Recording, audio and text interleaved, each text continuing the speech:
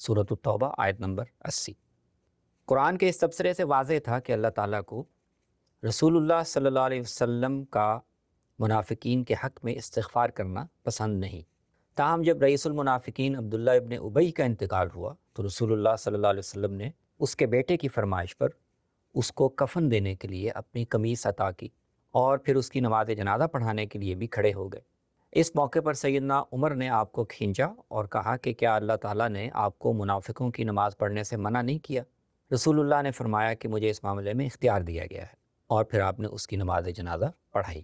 صحیح بخاری رقم 1269۔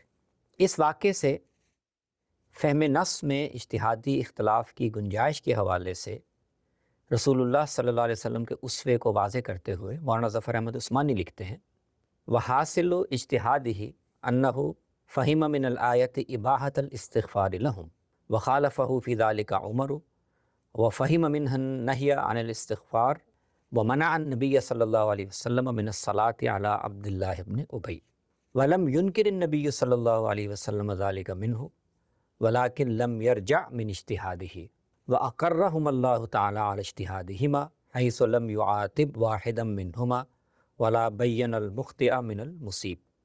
نبی صلی اللہ علیہ وسلم کے اجتہاد کا حاصل یہ تھا کہ آپ نے آیت سے منافقین کے حق میں استغفار کا مباح ہونا سمجھا، جبکہ عمر نے اس میں آپ سے اختلاف کیا اور آیت سے استغفار کا ممنوع ہونا اخذ کیا، اور رسول اللہ صلی اللہ علیہ وسلم کو عبداللہ ابن ابی کی نماز جنازہ پڑھنے سے روکنے کی کوشش کی۔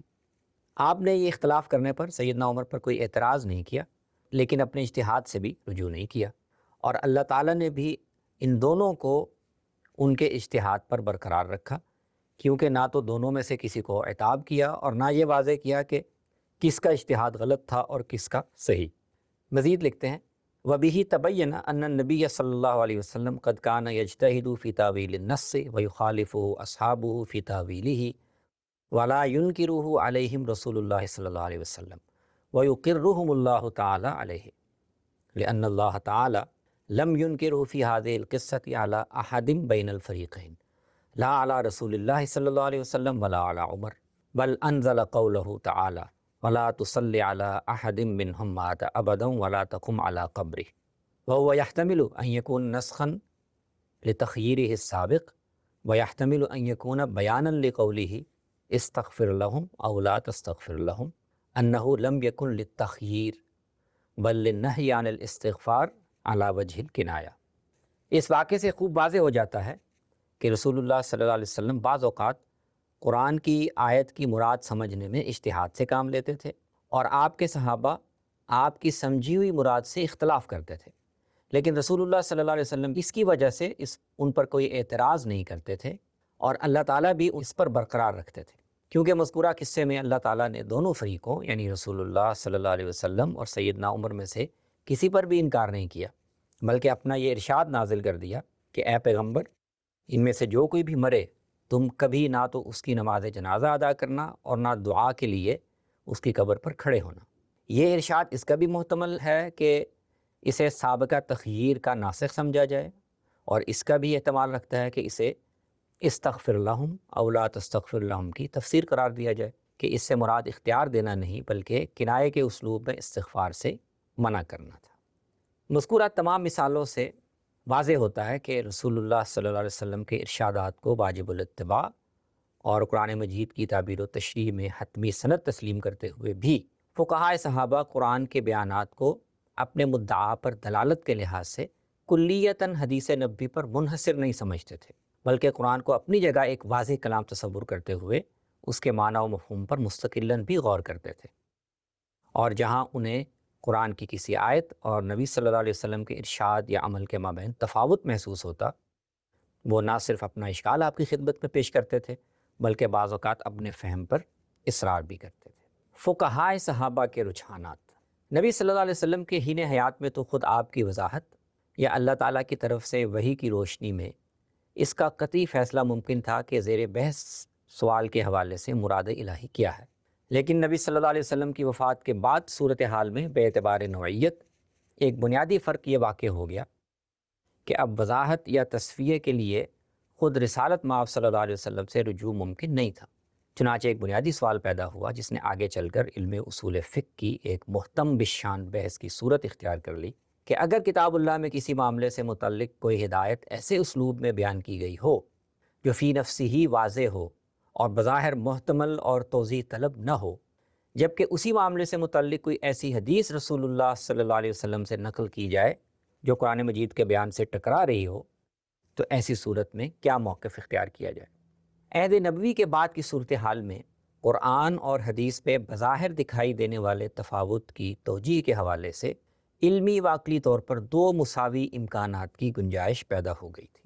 ایک یہ کہ قرآن مجید سے بظاہر جو مفہوم سمجھ میں آتا ہے اسے اپنے علم و فہم کا قصور تصور کیا جائے اور نبی صلی اللہ علیہ وسلم سے مروی ارشاد کو مراد الہی کی زیادہ قابل اعتماد تفسیر سمجھ کر قبول کر لیا جائے۔ دوسرا یہ کہ قرآن مجید کی ظاہری دلالت کو برقرار رکھا جائے اور نبی صلی اللہ علیہ وسلم کا کوئی ارشاد یا عمل قرآن مجید کے برعکس یا اس سے متجاوز دکھائی دے تو اس کی بنیاد قرآن مجید ہی میں تلاش کی جائے یا توجیہ و تعویل کے ذریعے سے حتی الامکان اس کے صحیح محل کو واضح کرنے کی کوشش کی جائے، اور یہ بھی ممکن نہ ہو تو آپ کی نسبت سے منقول بات کو راویوں کی غلط فہمی اور سوء سماع پر محمول کیا جائے۔ فقہائے صحابہ کی آراء میں اس نوعیت کی مثالیں محدود تعداد میں نقل ہوئی ہیں، تاہم ان سے ان کے مختلف و متخالف رجحانات کا اندازہ کیا جا سکتا ہے۔ آئندہ سطور میں اس ضمن کی بنیادی بحثوں کا ایک جائزہ پیش کیا جائے گا۔ پہلی بحث، وضو میں پاؤں کا دھونا۔ نبی صلی اللہ علیہ وسلم کی سنت اور جمہور صحابہ و اہل علم کے تعامل سے وضو کا طریقہ یہی ثابت ہے کہ چہرے اور بازوؤں کے ساتھ ساتھ پاؤں کو بھی دھویا جائے۔ تاہم قرآن مجید میں وضو کا حکم بیان کرتے ہوئے سورہ مائدہ کی آیت نمبر 6 میں فَاغْسِلُوا وُجُوهَكُمْ وَأَيْدِيَكُمْ إِلَى الْمَرَافِقِ وَامْسَحُوا بِرُؤُوسِكُمْ وَأَرْجُلَكُمْ إِلَى الْكَعْبَيْنِ، یہ الفاظ آئے ہیں۔ یہاں بعد نظر میں پاؤں کا ذکر سر کے مسح کے ساتھ ہوا ہے، جس سے ذہن کا اس طرف جانا ممکن ہے کہ پاؤں کا حکم بھی وہی ہے جو سر کا ہے۔ اس تناظر میں صحابہ و تابعین کی ایک جماعت کے بارے میں نقل ہوا ہے کہ وہ وضو میں اصل حکم اس کو سمجھتے تھے کہ پاؤں پر صرف مسح کر لیا جائے۔ چنانچہ ربیع بیان کرتی ہیں کہ عبداللہ ابن عباس رضی اللہ عنہما میرے پاس آئے اور مجھ سے اس حدیث کے متعلق پوچھا جس میں ربیع نے ذکر کیا ہے کہ رسول اللہ صلی اللہ علیہ وسلم نے وضو کیا اور اپنے پاؤں کو دھویا۔ ابن عباس نے کہا کہ ان الناس ابوا الا الغسل ولا اجد فی کتاب اللہ الا المسح، ابن ماجہ رقم 462۔ لوگ پاؤں کو دھوئے بغیر نہیں رہتے، لیکن مجھے کتاب اللہ میں صرف مسح کرنے کا حکم ملتا ہے۔ اسی طرح شعبی کہتے ہیں کہ جبریل پاؤں پر مسح کرنے کا حکم لے کر اترے تھے۔ مصنف ابن ابی شیبہ رقم 184 اور 185۔ شعبی اس کے حق میں 81 دلیل بھی پیش کرتے تھے۔ وہ کہتے تھے کہ پاؤں پر مسح ہی کرنے کا حکم ہے، کیا تم دیکھتے نہیں کہ وضو میں جن اعضاء کو دھونے کا حکم ہے تیمم میں صرف انہی پر مسح کا حکم دیا گیا ہے، جبکہ وضو میں جن اعضاء پر مسح کا حکم ہے انہیں چھوڑ دیا گیا ہے اور ان کا تیمم کرنے کا حکم نہیں دیا گیا۔ یہی نقطہ نظر اکرمہ اور حسن بصری سے بھی مروی ہے۔ تاہم جمہور صحابہ نے نبی صلی اللہ علیہ وسلم کی متواتر سنت کی روشنی میں پاؤں دھونے ہی کو وضو کے مشروع طریقے کے طور پر قبول کیا، اور اسی کی روشنی میں قرآن کی آیت میں وَأَرْجُلَكُمْ کو حکم کے اعتبار سے وَامْسَحُوا کے بجائے فَاغْسِلُوا کے ساتھ متعلق قرار دیا۔ دوسری بحث، موضوع پر مسح کرنے کی رخصت۔ سورہ مائدہ کی مذکورہ آیت میں جمہور صحابہ کے فہم کے مطابق پاؤں کو دھونے کا حکم دیا گیا ہے۔ تاہم نبی صلی اللہ علیہ وسلم سے یہ بھی ثابت ہے کہ آپ نے وضو کی حالت میں پاؤں پر موزے پہنے ہونے کی صورت میں پاؤں کو دھونے کے بجائے صرف موزوں پر مسح کرنے پر اکتفا فرمایا اور صحابہ کو بھی اس کی اجازت دی۔ صحیح بخاری رقم 639۔ بظاہر قرآن کی ہدایت سے مختلف ہونے کی وجہ سے یہ رخصت بعض صحابہ کے لیے باعث اشکال بنی۔ مثلا ایک موقع پر مغیرہ بن شعبہ رضی اللہ عنہ نے رسول اللہ صلی اللہ علیہ وسلم کو موضوع پر مسح کرتے ہوئے دیکھا تو کہا کہ یا رسول اللہ کیا آپ بھول گئے؟ آپ نے فرمایا کہ میں نہیں بلکہ تم بھول گئے ہو، مجھے میرے رب نے یہی حکم دیا ہے۔ ابو داؤد رقم 140۔ صحابہ و تابعین کے مابین اس حوالے سے خاصی بحث بھی موجود رہی ہے۔ جن حضرات نے نبی صلی اللہ علیہ وسلم کو خود اس رخصت پر عمل کرتے ہوئے نہیں دیکھا تھا، انہیں اس حوالے سے دوسرے صحابہ کی روایت قبول کرنے میں تردد اور مزید تحقیق کی ضرورت محسوس ہوئی۔ مثلاً عبداللہ ابن عمر رضی اللہ عنہ نے ایک سفر میں سعد ابن ابی وقاص رضی اللہ عنہ سے سنا کہ رسول اللہ صلی اللہ علیہ وسلم موضوع پر مسح کیا کرتے تھے۔ ابن عمر کو اس پر اطمینان نہ ہوا اور انہوں نے اس کی تحقیق کے لیے سیدنا عمر سے رجوع کیا۔ سیدنا عمر نے ان سے کہا کہ جب سعد تمہیں کوئی بات بیان کرے تو اسے رد نہ کیا کرو۔ نبی صلی اللہ علیہ وسلم واقعتاً موضوع پر مسح فرمایا کرتے تھے۔ صحیح بخاری رقم 198۔ تاہم عبداللہ ابن عباس کے بیان کے مطابق اس موقع پر وہ بھی وہاں موجود تھے۔ جب سیدنا عمر نے سعد ابن ابی وقاص کی تائید کی تو ابن عباس نے کہا کہ یا سعد قد علمنا ان النبی صلی اللہ علیہ وسلم مسح علی خفیہ ولکن اقبل المائدۃ ام بعدہا قال لا یخبرک احد ان النبی صلی اللہ علیہ وسلم مسح علیہما بعدما انزلت المائدہ فسکت عمر۔ ابن عباس نے کہا کہ اے سعد، ہم جانتے ہیں کہ نبی صلی اللہ علیہ وسلم نے موضوع پر مسح کیا تھا، لیکن کیا یہ سورہ مائدہ کے نازل ہونے سے پہلے تھا یا بعد میں؟ کوئی شخص تمہیں یہ خبر نہیں دے گا کہ نبی صلی اللہ علیہ وسلم نے سورہ مائدہ نازل ہونے کے بعد موضوع پر مسح کیا۔ ابن عباس کہتے ہیں کہ میری یہ بات سن کر سیدنا عمر خاموش ہو گئے۔ گویا عبداللہ ابن عباس رضی اللہ عنہما اس عمل کو کتاب اللہ میں پاؤں دھونے کا حکم نازل ہونے کے بعد منسوخ سمجھتے تھے۔ وہ کہتے تھے کہ میں صحرا میں کسی راہ گیر کی پشت پر ہاتھ پھیر لوں، یہ مجھے موضوع پر مسح کرنے سے زیادہ پسند ہے۔ مسند احمد رقم 2890۔ بعض روایات میں عبداللہ ابن عباس سے اس کے جواز کا فتویٰ بھی منقول ہے، جبکہ عطا ابن ابی رباح کے سامنے ذکر کیا گیا کہ اکرمہ عبداللہ ابن عباس رضی اللہ عنہ کا یہ قول نقل کرتے ہیں کہ اللہ کی کتاب کا حکم موضوع پر مسح کے خلاف ہے۔ تو عطا نے کہا کہ اکرمہ نے غلط کہا ہے، میں نے عبداللہ ابن عباس کو موضوع پر مسح کرتے ہوئے دیکھا ہے۔ مصنف ابن ابی شیبہ رقم 1963۔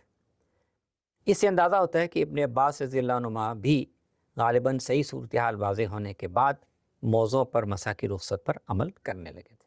بہرحال ابن عباس کے مذکورہ استدلال کے تناظر میں تابعین کے دور میں مسح علی الخفین سے متعلق جریر ابن عبداللہ رضی اللہ عنہ کی روایت کو خاص اہمیت دی جاتی تھی، کیونکہ جب ان کے موضوع پر مسح کرنے پر اعتراض کیا گیا اور کہا گیا کہ یہ رخصت سورہ مائدہ کے نزول سے پہلے تھی، تو انہوں نے جواب میں کہا کہ میں نے تو اسلام ہی سورہ مائدہ کے نازل ہونے کے بعد قبول کیا تھا۔ ابو داؤد رقم 93۔ ان کی روایت اس بات کی دلیل ہے کہ سورہ مائدہ میں وضو کا حکم نازل ہونے کی وجہ سے موضوع پر مسح کرنے کا حکم منسوخ نہیں ہوا۔ بعض دیگر صحابہ نے بھی ابتداً ان روایات کو درست ماننے سے انکار کیا۔ مثلاً ام المومنین سیدہ عائشہ رضی اللہ عنہا سے منقول ہے کہ انہوں نے کہا کہ وہ مسح کرنے کے مقابلے میں پاؤں کو کٹوا دینا پسند کرتی ہیں۔ تاہم مصنف ابن ابی شیبہ رقم 1964 1965۔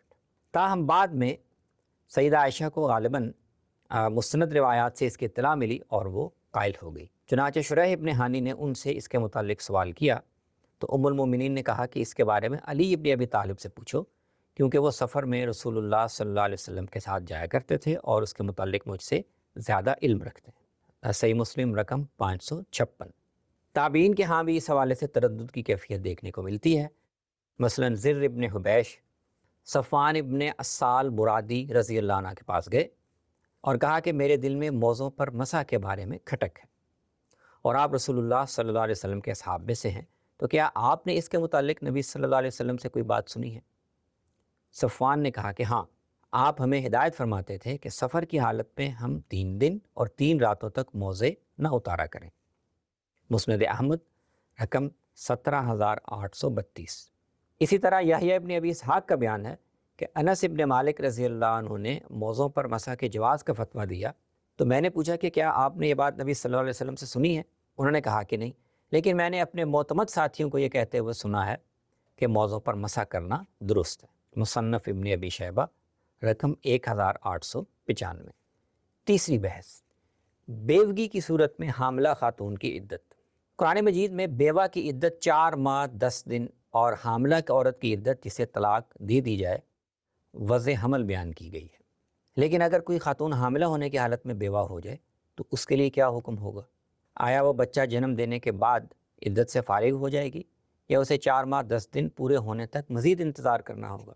فقہائے صحابہ و تابعین کے مابین اس حوالے سے اختلاف رائے پیدا ہو گیا۔ ایک گروہ کی رائے یہ تھی کہ ایسی عورت کی عدت وضع حمل ہے اور اس کے فوراً بعد وہ نکاح کر سکتی ہے، جبکہ دوسرے گروہ کا کہنا یہ تھا کہ چونکہ وہ حاملہ بھی تھی اور بیوہ بھی، اس کے لیے دونوں عدتیں پوری کرنا لازم ہے۔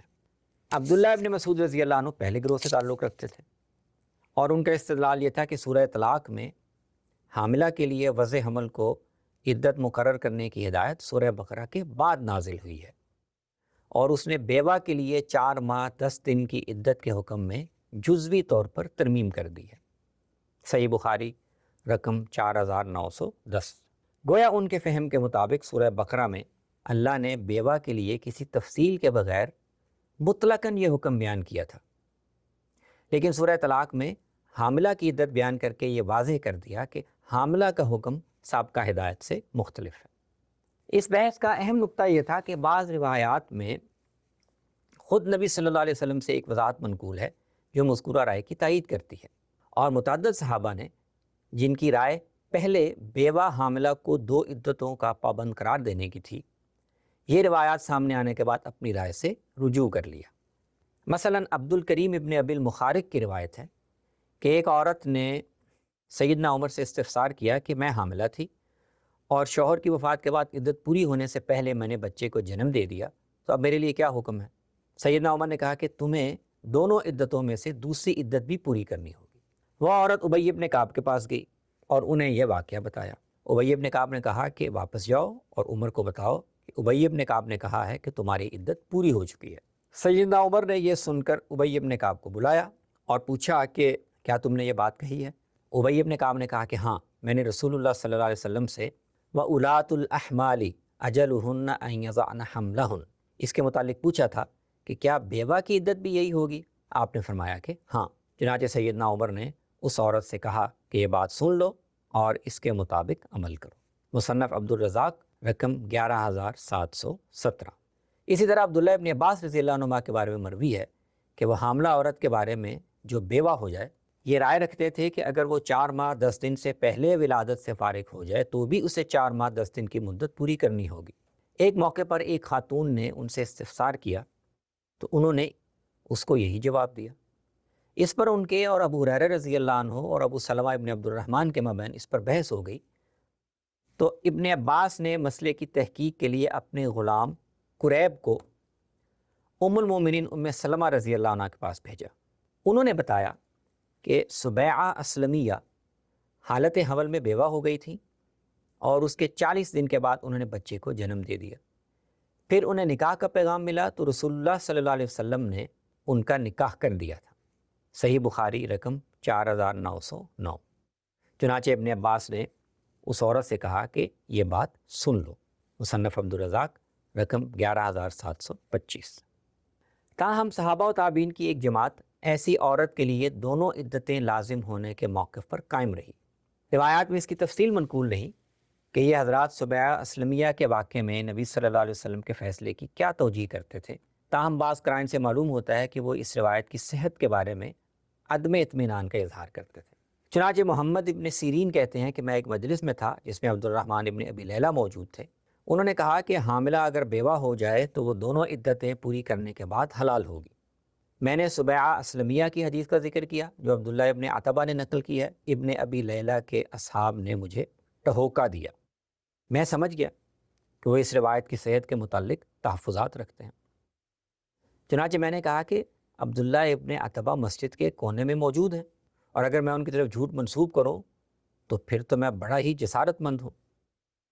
اس پر عبد الرحمن ابن ابی لیلہ جھینپ گئے اور کہا کہ لیکن عبداللہ ابن عتبہ کے چچا یعنی عبداللہ ابن مسعود یہ بات نہیں کہتے تھے۔ ابن سیرین کہتے ہیں کہ اس کے بعد میں مالک بن عامر سے ملا اور ان سے پوچھا کہ کیا آپ نے اس مسئلے میں ابن مسعود سے کچھ سنا ہے؟ انہوں نے کہا کہ ابن مسعود یہ کہتے تھے کہ تم ایسی عورت کو تنگی میں ڈالتے ہو اور آسانی پیدا نہیں کرتے۔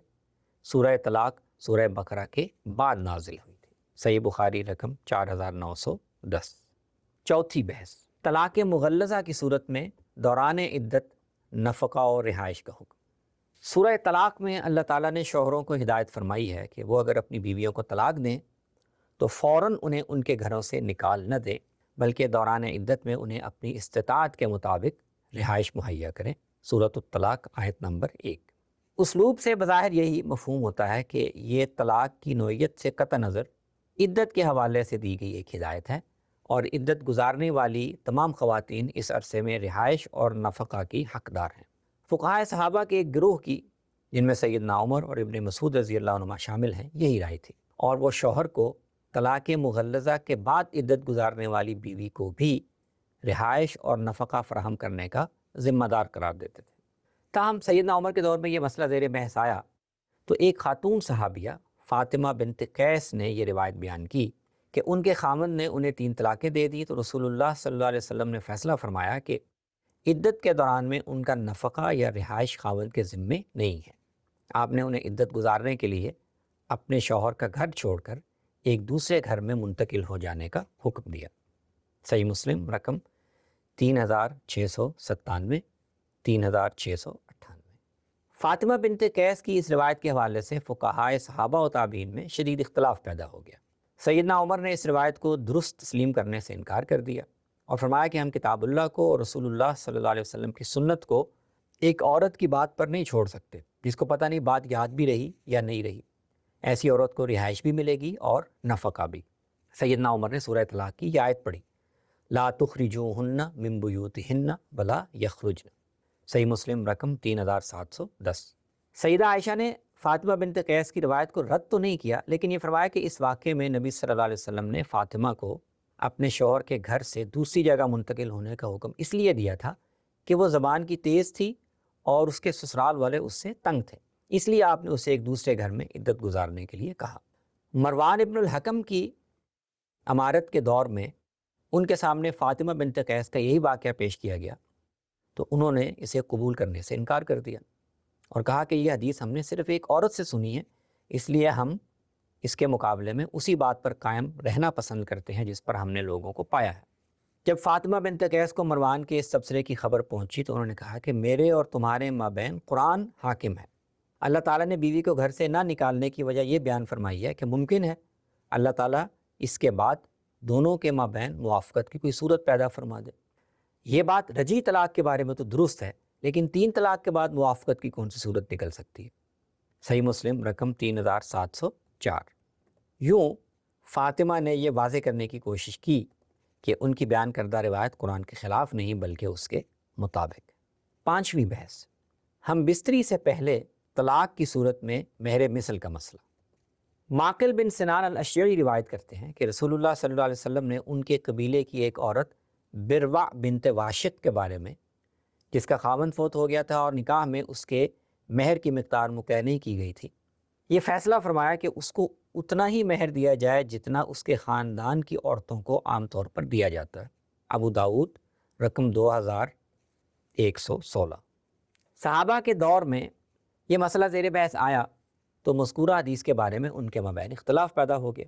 چنانچہ عبداللہ ابن مسعود رضی اللہ عنہ سے اس عورت کے متعلق دریافت کیا گیا جس کا شوہر نکاح کے بعد ہم بستری سے پہلے فوت ہو گیا ہو اور اس کے مہر کی مقدار طے نہ کی گئی ہو۔ ابن مسعود نے 1 مہینے تک جواب دینے سے معذرت کی، لیکن پھر اس کے اصرار پر وضو کر کے 2 رکعتیں پڑھیں اور پھر کہا کہ میرے خیال میں اسے اس جیسی کسی عورت کے مہر کے برابر مہر ملنا چاہیے، وہ شوہر کی وراثت میں بھی حصہ دار ہے اور اس پر عدت گزارنا بھی لازم ہے۔ یہ سن کر قبیلہ اشجع کا ایک شخص اٹھا اور اس نے کہا کہ میں گواہی دیتا ہوں کہ آپ نے وہی فیصلہ کیا ہے جو رسول اللہ صلی اللہ علیہ وسلم نے ہمارے قبیلے کی ایک عورت بروا بنت واشق کے بارے میں فرمایا تھا جو ہلال ابن امیہ کے نکاح میں تھی۔ ابن مسعود نے پوچھا کہ کیا تمہارے علاوہ کسی اور نے بھی آپ کا یہ فیصلہ سنا؟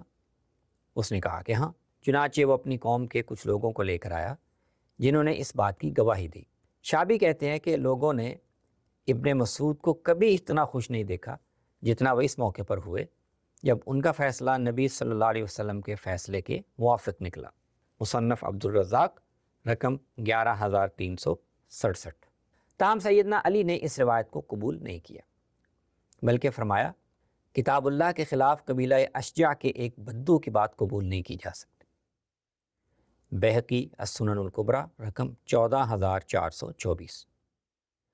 جب انہیں بتایا گیا کہ ابن مسعود نے اس روایت کو قبول کیا ہے تو سیدنا علی نے کہا کہ بدوؤں کی روایت پر رسول اللہ صلی اللہ علیہ وسلم کی طرف کوئی بات منسوب نہیں کی جا سکتی۔ مصنف عبدالرزاق رقم 10936۔ روایات میں اس کی تفصیل منقول نہیں کہ سیدنا علی اسے کس بنیاد پر کتاب اللہ کے خلاف سمجھتے تھے، تاہم قیاس کیا جا سکتا ہے کہ ان کے پیش نظر غالباً درج ذیل آیات تھیں۔ اللہ تعالیٰ کے ارشاد ہے لا جناح علیکم ان طلقتم النساء ما لم تمسوهن او تفرضوا لهن فریضہ ومتعوهن علی الموسع قدره وعلی المقتر قدره متاعا بالمعروف حقا علی المحسنین وان طلقتموهن من قبل ان تمسوهن وقد فرضتم لهن فریضة فنصف ما فرضتم۔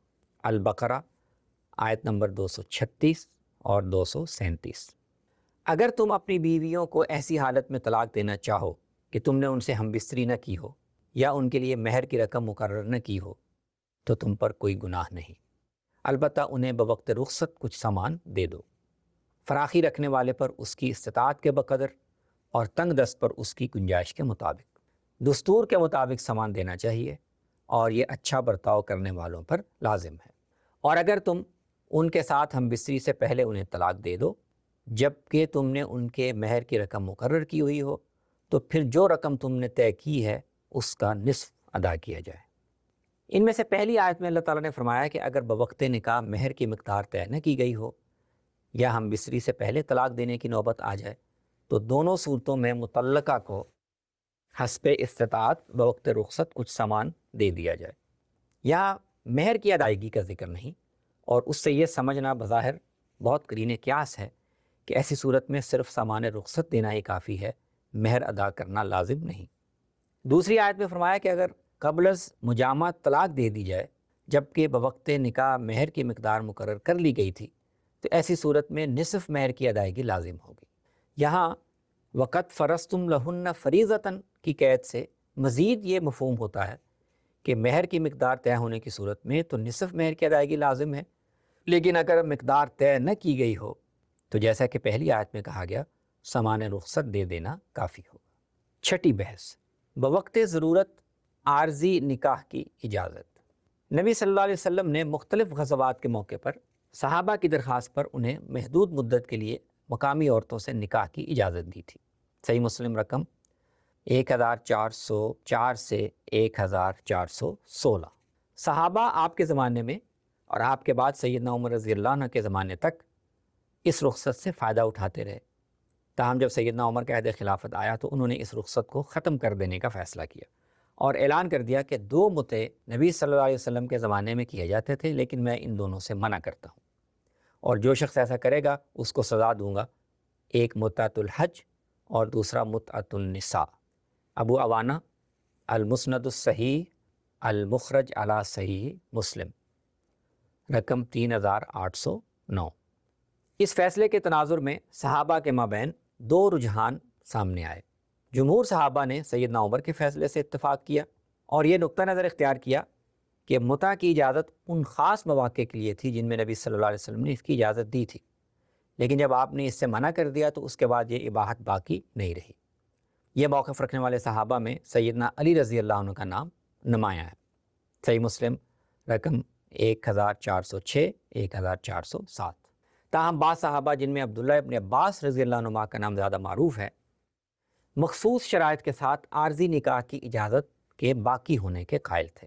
ان کا کہنا تھا کہ آدمی سفر میں شدید اضطرار کی حالت میں اس رخصت سے فائدہ اٹھا سکتا ہے، اور اس کی مثال ایسے ہی ہے جیسے آدمی کے لیے سخت اضطرار کی کیفیت میں مردار کھانا حلال ہو جاتا۔ صحیح مسلم رقم 1404، طبرانی المعجم الکبیر رقم 10601۔ ابن عباس اس رخصت کو ایک سماجی ضرورت کے طور پر بہت اہمیت دیتے تھے، اور ان کا یہ تبصرہ تھا کہ متع کی رخصت اللہ تعالیٰ کی طرف سے اس امت پر ایک رحمت تھی۔ اگر عمر بن الخطاب اس سے منع نہ کر دیتے تو کوئی بدبخت ہی زنا کا ارتکاب کرتا۔ شرح معانی الاصال رقم 2777۔ دلچسپ امر یہ ہے کہ ابن عباس اس ضمن میں ممانعت کی روایات سے بھی واقف تھے۔ علامہ ابن القیم لکھتے ہیں کہ ابن عباس کا زاویہ نظر یہ تھا کہ یہ کوئی ابدی ممانعت نہیں، بلکہ اس کی نوعیت ایسی ہی ہے جیسے کوئی ضرورت پوری ہو جانے کے بعد رخصت سے فائدہ اٹھانے کی ممانعت کر دی جائے۔ یعنی جیسے حالت اضطرار میں ضرورت کے بقدر خنزیر کا گوشت کھا لینے کے بعد اس کی اباحت ختم ہو جاتی ہے، اسی طرح نبی صلی اللہ علیہ وسلم نے مختلف مواقع پر متع کی اجازت دی اور پھر ضرورت پوری ہو جانے کے بعد اس سے منع کر دیا، لیکن ہمیشہ کے لیے اس رخصت کو منسوخ نہیں کیا، جس کا مطلب یہ ہے کہ ایسی اضطراری صورتحال اب بھی کسی کو پیش آ جائے تو وہ اس رخصت سے فائدہ اٹھا سکتا ہے۔ زاد المعاد صفحہ 495 اور صفحہ 781۔ روایات سے معلوم ہوتا ہے کہ وہ متع کی اجازت کا ماخذ صرف احادیث کو نہیں سمجھتے تھے، بلکہ ان کے نزدیک یہ قرآن مجید میں منصوص تھی، اور غالباً یہی نقطہ ان کے لیے متع سے ممانعت کو ابدی تحریم پر محمول کرنے سے مانع تھا۔ چنانچہ عبداللہ ابن عباس سے منقول ہے کہ وہ سورہ نساء کی آیت 24 میں فَمَسْتَمْتَعْتُمْ بِهِ مِنْهُنَّ فَآتُوهُنَّ أُجُورَهُنَّ فَرِيضَةً، اس آیت میں جملہ شرطیہ کے بعد اِلَىٰ أَجَلٍ مُّسَمَّىٰ کا اضافہ کر کے آیت کو یوں پڑھتے تھے فَمَسْتَمْتَعْتُمْ بِهِ مِنْهُنَّ إِلَىٰ أَجَلٍ مُّسَمًّى فَآتُوهُنَّ أُجُورَهُنَّ فَرِيضَةً، پھر تم ایک مقررہ مدت تک ان میں سے جس عورت سے فائدہ اٹھاؤ اسے اس کا مقررہ مہر ادا کر دو۔ ابن عباس کہتے تھے کہ ابی بن کعب رضی اللہ عنہ کی قرات میں ایسے ہی ہے، اور اللہ تعالیٰ نے اس آیت کو ایسے ہی نازل فرمایا ہے۔ تفسیر طبری جلد 8 صفحہ 177۔ تابعین میں سے سدی، مجاہد، قتادہ، حکم اور سعید ابن جبیر بھی اس آیت کی قرات اسی طرح کرتے اور اسے متع کے جواز کی دلیل کے طور پر پیش کرتے تھے۔ تفسیر طبری جلد نمبر 8 صفحہ 176 178۔ قرآن و سنت کے باہمی تعلق کے حوالے سے مذکورہ حضرات کے بارے میں یہ قیاس کیا جا سکتا ہے کہ وہ قرآن مجید میں کسی چیز کا جواز منصوص ہونے کی صورت میں سنت سے اس کے نسخ کو قرین قیاس تصور نہیں کرتے تھے، اور اس کے بجائے قرآن کی اباحت کو اعلیٰ حال ہی قائم رکھتے ہوئے حدیث میں وارد ممانعت کی تعویل و توجیہ کو زیادہ بہتر سمجھتے تھے۔ یہاں ایک ضمنی توضیح یہ ہے کہ بعض اہل علم نے یہ ظاہر کی ہے کہ ابن عباس نے متع کے جواز کے حوالے سے اپنی اس رائے سے رجوع کر لیا تھا۔ ابن الحمام شرافت القدیر، ملا علی قاری مرقات المفاتیح۔ اس ضمن میں محمد ابن کعب کی ایک روایت سے استدلال کیا گیا ہے کہ ابن عباس نے کہا کہ متع کی اجازت ابتدائی اسلام میں تھی، لیکن پھر بعد میں اسے حرام قرار دے دیا گیا۔ جامع ترمذی رقم 1122۔ تاہم علامہ ابن حجر لکھتے ہیں کہ اس روایت کی سند ضعیف ہے اور یہ مانن بھی شاذ ہے، چنانچہ ابن کثیر اور ابن بطال وغیرہ نے اس دعوے کو قبول نہیں کیا، اور ان کا کہنا ہے کہ ابن عباس آخر وقت تک اپنے اسی موقف پر قائم رہے۔ البدایہ والنہایہ جلد 6 صفحہ 284، فتح الباری جلد 9 صفحہ 78۔ البتہ روایات میں اتنی بات نقل ہوئی ہے کہ جب ابن عباس کے اس فتوے سے لوگوں نے ناجائز فائدہ اٹھانا شروع کر دیا تو پھر وہ جواز کا فتویٰ دینے سے گریز کرنے لگے۔ چنانچہ سعید ابن جبیر بیان کرتے ہیں کہ میں نے ابن عباس سے کہا کہ آپ کو اندازہ ہے کہ آپ نے کیسا فتویٰ دیا ہے؟ آپ کا فتویٰ مسافر کافروں کی زبانوں پر ہے، اور شاعر اس کے متعلق شعر کہہ رہے ہیں۔ ابن عباس نے سنا تو کہا انا للہ و انا الیہ راجعون، بخدا میں نے نہ اس کا فتویٰ دیا اور نہ میری یہ مراد ہے، میں تو اسے اسی اضطرار کی حالت میں جائز کہتا ہوں جس میں اللہ نے مردار اور خون اور خنزیر کا گوشت کھانے کی اجازت دی ہے۔ طبرانی المعجم الکبیر رقم 10601۔ 7ویں بحث، شادی شدہ زانی کو سنگسار کرنا۔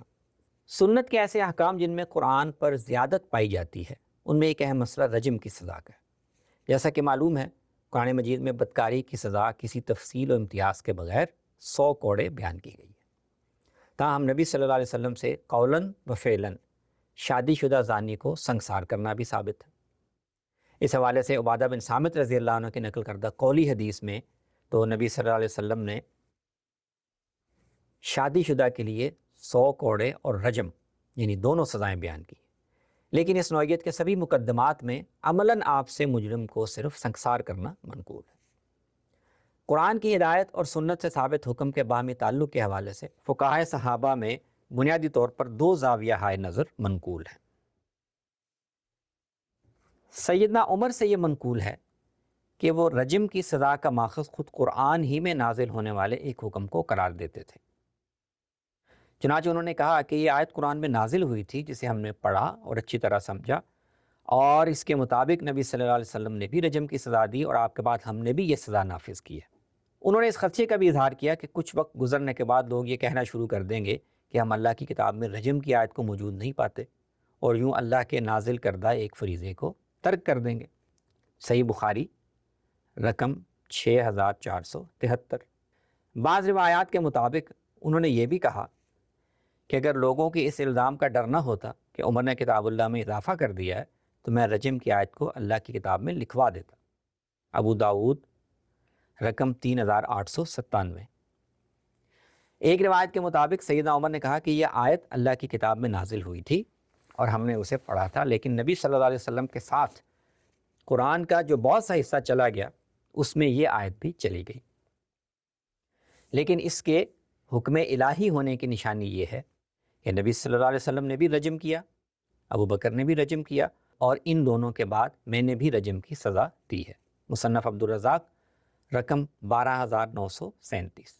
ابی بن کعب رضی اللہ عنہ سے بھی یہ مروی ہے کہ انہوں نے لوگوں سے کہا کہ تم لوگ اس وقت سورہ احزاب کی 70 سے زائد کچھ آیات کی تلاوت کرتے ہو، جبکہ میں نے رسول اللہ صلی اللہ علیہ وسلم سے یہ صورت سیکھی تھی جو سورہ بقرہ کے برابر یا اس سے بھی کچھ بڑی تھی، اور اس میں رجم کی آیت بھی تھی۔